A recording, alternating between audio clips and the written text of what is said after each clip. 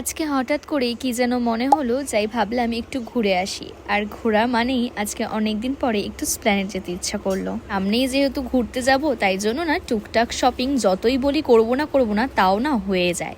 এই যেমন হক মার্কেটে ঢুকেই আমি জীবনেও নাইটি না পরা একটা মেয়ে আজ একটা নাইটি কিনে ফেলেছিলাম। এবং হক মার্কেট থেকে বেরিয়েই একটা ভালো ক্লিপের দোকান পেলাম।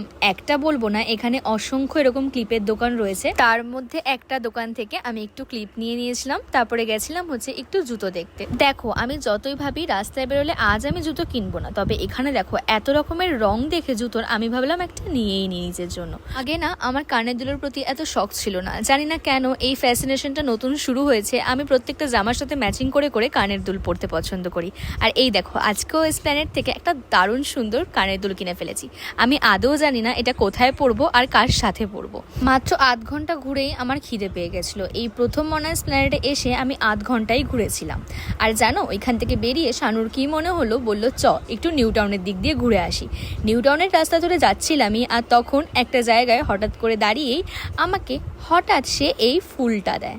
আর আমি তো শকড, কারণ এই সব ওর দ্বারা তো হয়ই না।